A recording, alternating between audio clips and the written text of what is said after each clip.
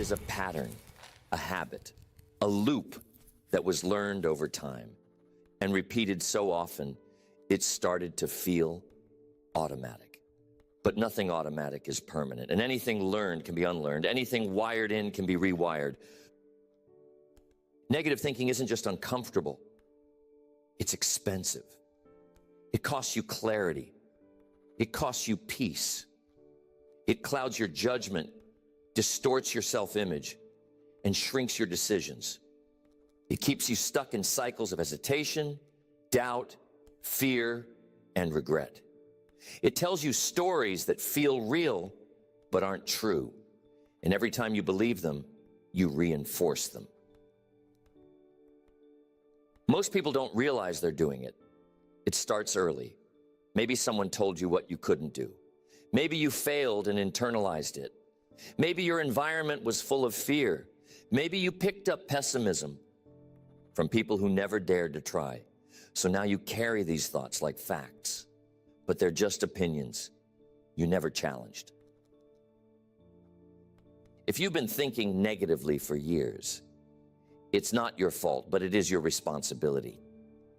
You don't get to choose where the pattern started, but you do get to choose where it ends.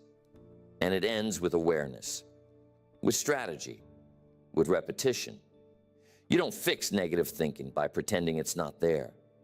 You fix it by understanding it, challenging it, and replacing it with something stronger. This is not about positive thinking in the superficial sense. It's not about saying nice things to yourself when you don't believe them. It's about rewiring your mind to respond differently, to see challenge as training, to see failure as data, to see doubt as a cue to act, to stop letting fear get the first and last word. You don't wait for negative thinking to disappear. You override it. You build a new default, one that's grounded in clarity, in standards, in purpose. You take back control, not once, but daily, until your mind becomes a place you can trust again. That's how you stop negative thinking. That's how you take your life back. Negative thinking doesn't announce itself as a problem. It slips in as protection, as logic, as realism.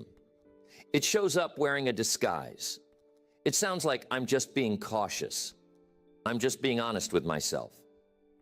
I don't want to get my hopes up. It sounds responsible, but it's not.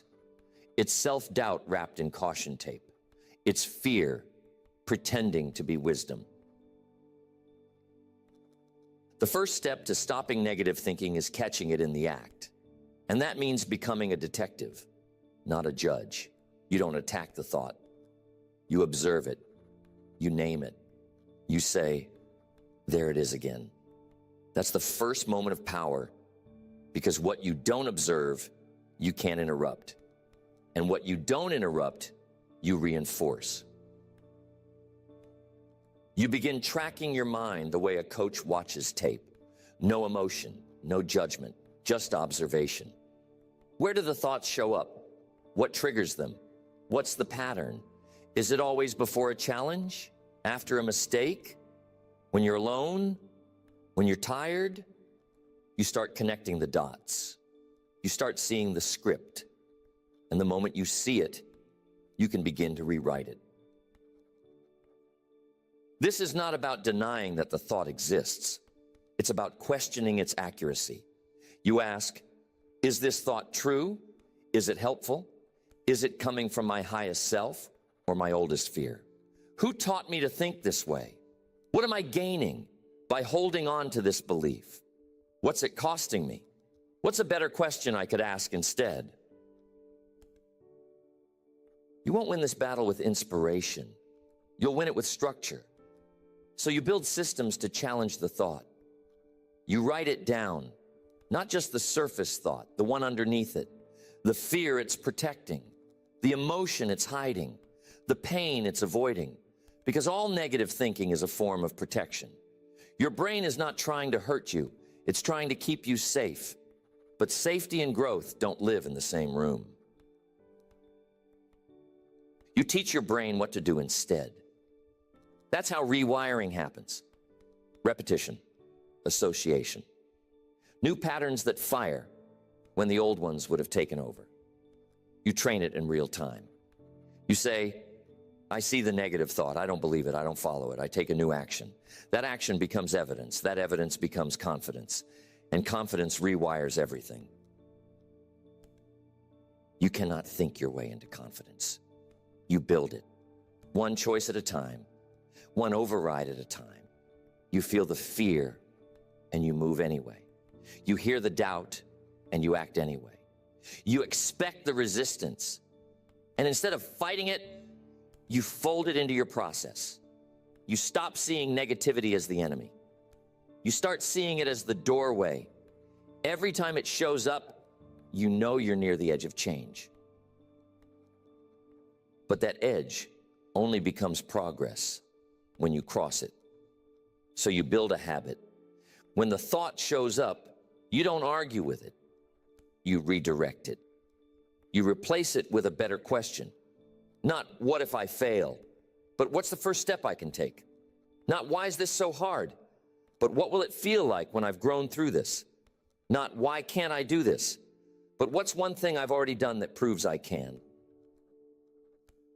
Language is everything. Your words aren't just labels, they are activators. Every time you speak doubt, you train your system to believe it. Every time you speak strength, you train your system to look for it. So you make a decision.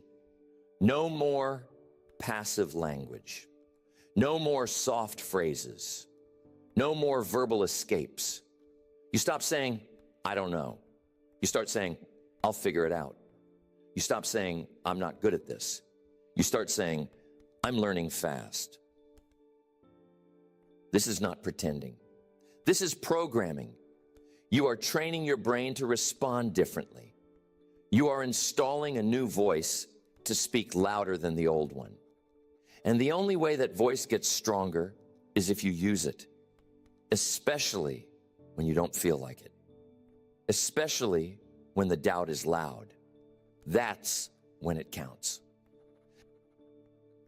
You build a morning routine around this, not because it's trendy, but because mornings are when your brain is most programmable. You start with breath, with clarity, with focus. You speak the new identity before your mind has a chance to reach for the old one. You don't wait to feel like a new person. You speak like one. You move like one. You decide that this day will not be shaped by the patterns that used to control you. And when the negative thoughts try to sneak back in, you don't panic. You don't collapse. You smile. You say, there it is again. The old software. But I'm not running that code anymore. And you return to alignment, not with force, but with practice. Again and again until your brain starts defaulting to strength instead of fear. This is the work. Not once, every day. You don't just want to stop negative thinking. You want to replace it, upgrade it, transform it into something that moves you instead of weakens you. You want to become someone whose mind doesn't betray them every time pressure shows up. Someone whose default is belief, who thinks like a leader even when life is uncertain. That's what happens when you do this long enough. You stop thinking negatively, not by force, but because that way of thinking no longer fits who you've become. The second stage of stopping negative thinking isn't about resisting it. It's about replacing it with direction. Because the problem isn't just that your thoughts are negative. It's that they're vague, unfocused, rootless. Your brain is brilliant, but it cannot work without a target. And when it doesn't have a direction, it spins, it loops, it builds stories out of nothing. It replays the past, it invents problems, because without purpose, the mind will default to fear. You can't silence a negative mind by arguing with it. You silence it by giving it work. You put it to task. You give it something real. to build. Because a mind on a mission doesn't have time for drama. A mind anchored to vision doesn't collapse into noise. That's why the most powerful way to rewire your thinking is not through comfort. It's through clarity. You ask yourself, what am I building? What am I creating that demands my attention, my energy, my precision? And you ask it not once, you ask it every day. Because clarity decays. You can be clear today and lost tomorrow. You can be focused in the morning and distracted by noon. So you must reestablish the target daily. This is not motivation. It's mental conditioning. The repetition of vision, the repetition of purpose, the repetition of identity. You anchor your mind to something specific, not a vague idea, not a hopeful someday, something measurable, something that stretches you, something that sharpens you. You write it out every morning, not because the words are new, but because the signal needs to stay strong. You remind yourself of who you're becoming, of what you've committed to, of what matters more than the noise in your head. And in that moment, you stop being a victim of your thoughts. You become the leader of them. Because thoughts without vision are wild. They roam, they misfire. They jump from fear to insecurity, to doubt, to distraction. But thoughts with vision have a path. They organize themselves. They serve the mission. Your job is to keep that mission visible, front and center. So your brain has no reason to invent danger because it's too busy building. You create rhythm around this. Every morning, vision. Every night, reflection. What did I move forward today? What did I allow to distract me? What will I adjust tomorrow? This isn't a chore. This is calibration, a compass check. You don't ask your brain to guess which direction you're heading. You tell it repeatedly until it believes you. And when you combine clarity with action, the negative thinking begins to fade. Not because it disappeared, but because it's being replaced. There's no more room for fear to breathe when every day is filled with precision. There's no more room for hesitation when your decisions are tied to something bigger than your mood. The more action you take in alignment with your vision, the more evidence you create. And your brain needs that evidence. You can't think your way into confidence. You have to build it.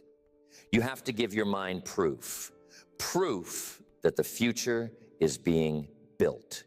Proof that you're not stuck. Proof that forward movement is the pattern now. You stop asking how you feel. You start asking what needs to get done.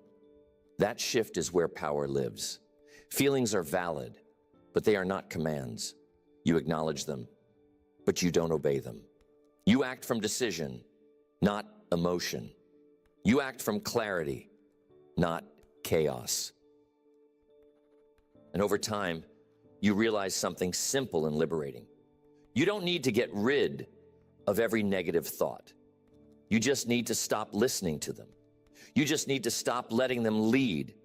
You build so much direction into your life that doubt becomes background noise. You don't silence it. You drown it out with the volume of your movement. Most people are afraid of acting without full confidence. They think they have to feel right to move, but it's the opposite. You move to feel right. You move to generate belief. You move to create the internal alignment that makes negative thinking irrelevant, because motion rewires the mind. This is your process now. A daily repetition of vision, of action, of clarity. You don't wait for the storm to pass. You build the habits that make you unshakable inside it. You lead your mind like you'd lead a team. Clear goals, clear communication, constant reinforcement. You don't expect perfection, you expect progress. And every day you show up for that process. You pull a little more power away from the old patterns. You stop identifying with the voice of fear. You stop letting it narrate your life. You stop giving it control over what you build. And in its place, you install clarity, rhythm, standard, purpose. And that's how the mind begins to change. Negative thinking doesn't just show up as obvious self-doubt. Sometimes it comes as fatigue, as hesitation, as mental noise that steals your presence. And if you don't know how to respond to it, if you don't train yourself to stay centered when that storm hits, you'll spend your entire life starting over. You'll make progress, and then you'll lose it. You'll gain clarity, and then you'll collapse back into confusion. And the cycle won't break until you build the habit of neutral thinking. Neutral thinking is the ability to stay steady, not optimistic, not pessimistic, just focused, just grounded, just rooted in reality, without story, without emotion, without the need to assign meaning to every wave. You stop dramatizing the moment. You stop catastrophizing the challenge. You look at it for what it is, and you make the next decision with clarity. This is a skill, and it must be practiced, because most people are emotional thinkers. They don't respond to the facts. They respond to the story they've built around the facts. This always happens. I can't believe I messed up again. This must mean I'm not cut out for it. These are not thoughts. They are scripts. And your brain will keep running the script until you interrupt it. So you interrupt it. Not with positivity, with truth, with presence, with questions that keep you in the moment. What's actually happening right now? What's the next move? What's in my control? What's my standard for this moment? And the more you ask these questions, the more you weaken the emotional pull. This isn't about numbing your feelings. It's about not letting them hijack your execution. You can feel doubt and still do the work. You can feel pressure and still move forward. You can feel fear and still take the shot, because your standard isn't based on how you feel. It's based on what you've decided. And the moment you start living from standard instead of emotion, your life changes.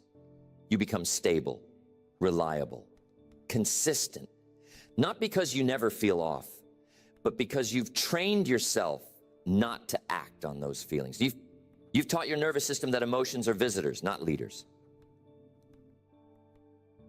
You reinforce this with language. You stop saying, I'm overwhelmed.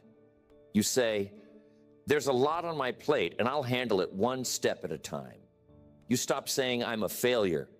You say, that didn't go how I wanted, and here's how I'll improve.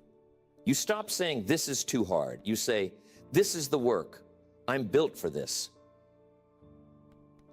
This shift in tone might feel small, but it rewires your identity. It trains your brain to look for solutions instead of threats. And over time, that rewiring shows up in everything. How you lead, how you think under pressure, how you make decisions when everything feels like it's moving fast. Because when life speeds up, and it will, you need to slow your thoughts down. That's where your edge is. Everyone else is panicking. You're breathing. Everyone else is overreacting. You're adjusting. Everyone else is waiting for motivation. You're already moving. That gap is built in the quiet moments, in the reps, where you train your mind to stay neutral. You create this space with practice, daily check-ins, writing, breathing, training yourself to pause before reacting, to reflect before responding, to look for the lesson instead of assigning blame. You don't need perfect thoughts. You need disciplined ones. Thoughts that don't run wild the moment discomfort arrives. And this isn't just about performance, it's about peace. A neutral mind is a steady mind. And a steady mind doesn't waste energy. It doesn't spiral. It doesn't obsess. It moves with clarity. It conserves power. It stays in position long enough to build real momentum. Because most breakthroughs aren't won with brilliance. They're won with consistency. And you cannot be consistent if your thoughts are bouncing between panic and perfectionism. You need space, stillness, the ability to look at reality, choose a path, and follow through without emotion driving the wheel. This is what separates those who evolve from those who burn out. The ones who win are not immune to negative thoughts. They're just not loyal to them. They've built too much structure, too much focus, too much internal discipline to follow thoughts that lead them nowhere. And that structure was built through practice. So that's your edge. You practice neutral. You practice presence. You practice noticing the thought and choosing the next move anyway. That's what mastery looks like. It's not perfect thinking. It's powerful thinking, thinking that keeps you moving when the old you would have paused. You don't rise into a better life with the same conversations you've always had. You don't escape negative thinking by keeping yourself surrounded with people who feed it. You don't change your internal world while swimming in an external environment that normalizes complaint, sarcasm, passivity, and fear. If you want to stop negative thinking, you have to fix your proximity. You have to fix your exposure. You have to fix the room you sit in, the voices you allow near you, and the energy you tolerate. Because thoughts don't live in isolation. They are reinforced through dialogue, through social patterning, through the people who reflect back to you the same energy you've been trying to escape. You might not realize it, but if the people around you default to limitation, if their reflex is criticism, if their comfort zone is talking about what can't be done or why life is too hard or why someone else is to blame, you will begin to adopt that voice, even if you don't believe it. The mind conforms to its environment. It absorbs what it hears. It mirrors what it sees. And if you want to rewire your internal pattern, but you're surrounded by people who keep pulling you back into the old one, you will be fighting uphill, not because you're weak, but because you're outnumbered. So you stop letting that happen. You raise the standard of the rooms you're in. You audit your conversations. You notice who challenges you to think stronger and who comforts you into staying stuck. You don't judge the people. You just stop giving them access to your mind. You build a proximity strategy. That doesn't mean you need a whole new life overnight. But it does mean that your mental diet must be fed by clarity, by people who talk about solutions, by voices that challenge your old beliefs, by energy that doesn't collapse under pressure. If you don't have those people in person, you build them virtually, through books, through recordings, through mentors you may never meet, but who think at a level you aspire to. You saturate your environment with direction, with pace, with clarity. And you protect that environment like it's sacred, because it is. You don't keep planting new thoughts in poisoned soil. You clean the soil first. You pull the weeds. You stop entertaining the voices that feed the thoughts you're trying to silence. And that's not about arrogance. It's about alignment. You can't grow into your next season while dragging the weight of a previous one. Sometimes it's not the thought that's wrong. It's the reflection it's bouncing off. If your clarity is surrounded by confusion, it will distort. If your discipline is surrounded by indecision, it will weaken. If your purpose is surrounded by passivity, it will start to feel like a threat. You weren't meant to shrink to fit into the room. You were meant to build a room that supports your expansion. This is why most people's mindset work doesn't stick. Because they do the journaling, they do the reading, but then they walk right back into the room where the old patterns are normalized. And their nervous system doesn't feel safe to grow. So it reverts, and the cycle begins again. You stop that cycle by deciding you are done apologizing for your new standard. You are done downplaying your focus so others don't feel threatened. You are done pretending your old way of thinking wasn't destructive. You are done keeping people comfortable while your mind stays confused. You do it with quiet action. You get sharper. You get quieter. You get more focused. You move differently. And over time, the environment begins to catch up. The energy begins to shift because nothing changes a room faster than someone who refuses to speak the language of limitation. You become a mirror. You become a signal. Not because you're forcing it, but because your internal world is so aligned, so consistent, that it becomes impossible to ignore. Your words are different. Your eyes are different. Your posture is different. You're not performing confidence. You're living from clarity. And from that place, negative thinking doesn't just get replaced. It gets rejected. Your mind becomes incompatible with it. It doesn't fit anymore. It doesn't survive because you've built an environment that no longer sustains it. You've constructed a rhythm, a circle, a structure where negative thinking has no home. This is your edge now. The people you let near you, the words you hear every day, the habits you normalize. You raise the standard, not with noise, but with consistency. You reinforce it, not with announcements, but with execution. You elevate, not by asking permission, but by deciding. You stop your negative thinking when you stop allowing the past to define your future. Not just in theory, but in behavior, in interpretation, in reflex. Because the truth is, most people don't think from the present. They think from their history. They don't look at what's actually in front of them. They look at it through a filter shaped by old fear, old pain, old evidence, old conclusions. And the problem isn't the past. It's that they've given it too much power. Your brain is efficient. It doesn't like guessing. So it builds models. It takes your past experiences, packages them into patterns, and tries to use them to predict the future. That's why negative thinking feels so familiar, so convincing. It's not new. It's the same loop, the same protective strategy your nervous system used to make sense of failure, discomfort, rejection, or fear. And it became your default. But just because something has been repeated doesn't mean it's right. Just because you've thought it 100 times doesn't mean it should be thought again.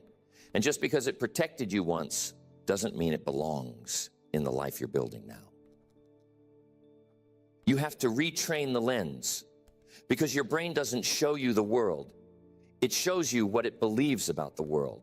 And if it believes that you are not capable, that nothing ever works out, that people always leave, that failure is final, it will find evidence to confirm that.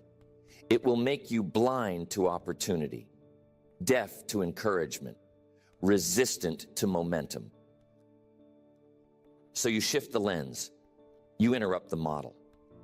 You stop letting old conclusions run new chapters. You catch yourself in real time and say, that's not this moment. That belief is expired.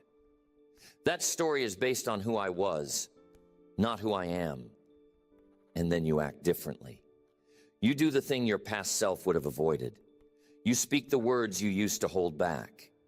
You stay in motion when the old pattern says to freeze. And that action becomes new data. That new data becomes new wiring. That new wiring becomes a new baseline. You stop waiting for the feeling to change. You change the behavior and let the feeling catch up. That's how the system updates, not with permission, with movement.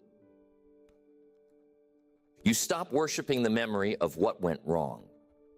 Because some people are addicted to the pain. They don't want to be, but they keep replaying it. They keep defining themselves by it. They carry it around like proof. Look what happened to me. Look what I lost. Look how I failed. But the mind doesn't care what's fair. It cares what's frequent. And if you keep feeding it that memory, it will keep reinforcing that identity. You rewrite the memory, not by denying it, but by reinterpreting it. You go back to that moment and ask a better question. Not, why did this happen to me? But what did this teach me? How did this shape my edge? What skill did I build through this? What part of me is stronger because of it? That doesn't erase the pain, but it gives it purpose. And purpose gives your mind something better to work with. Because your brain isn't trying to punish you. It's trying to protect you. It's trying to predict. It's saying, this looks like the last time. Be careful. But now you get to respond. It's not the last time. I'm not the same. And this isn't the same. So we act differently. That's the new message. And the more you repeat it, the more you train your system to trust the present moment. This is emotional maturity, the ability to be triggered by the old story and still choose a new response. The ability to feel the fear that once stopped you and still move forward. The ability to remember the failure and still try again. Not because it's easy, because you've decided you're done giving yesterday more influence than it deserves. You build this into your reflection. You ask, what belief from my past showed up today? Did I respond from my pattern or from my purpose? What did I override? What did I avoid? What do I want to reinforce tomorrow? You turn your day into data, not for guilt, for growth. You don't shame the behavior. You study it. And that's what makes you dangerous. Because now you're not a victim of your history. You're a curator of your future. You're not reactive. You're intentional. You're not walking through life with a lens you didn't choose. You're sharpening your vision daily, choosing thoughts that match your direction, matching behavior to belief, making sure your current reality is shaped by the future you're building, not the pain you survived. You train yourself to pause every time the old thinking returns. You don't suppress it. You don't indulge it. You use it as a cue, as a signal. You say, this thought is not mine anymore. It's familiar, but it's not welcome. And here's what I'm doing instead. And that instead becomes your pattern. Not once, every time. Until the old story fades from memory, not because it was erased, but because it was replaced. Negative thinking doesn't disappear overnight. It doesn't vanish because you heard something powerful. It doesn't melt away because you decided to try harder. It fades because you stopped feeding it. You stopped accepting it. You stopped identifying with it. You stopped letting it define who you are and where you're going. This is not about being positive all the time. This is about being aligned. This is about building a mind that doesn't fall apart under pressure, a mind that doesn't collapse into old stories when things go sideways, a mind that knows how to return to clarity, even when fear is loud. You train this mind daily through structure, through repetition, through vision, through the habits that keep you steady when life isn't. You don't rise by wishing for silence. You rise by leading yourself through the noise, again and again, until the noise can't find you anymore. Your old thoughts might still knock, but they don't get to live here now. You've raised the standard. You've changed the language. You've reinforced the pattern. And now, negative thinking isn't your identity. It's just a visitor, one you know how to handle, one that no longer shakes your foundation. This is who you are now. Someone who recognizes the loop and refuses to repeat it. Someone who answers fear with movement, doubt with discipline, noise with focus. Someone who thinks with intention, speaks with precision, acts with purpose. Someone whose thoughts serve their future. That doesn't make you perfect. That makes you consistent. That makes you powerful. That makes you unshakable. Because you've done the work, not once, but daily. Not for approval, but for alignment. And that alignment is what makes you magnetic. That alignment is what separates you. That alignment is what silences the negativity without needing to fight it.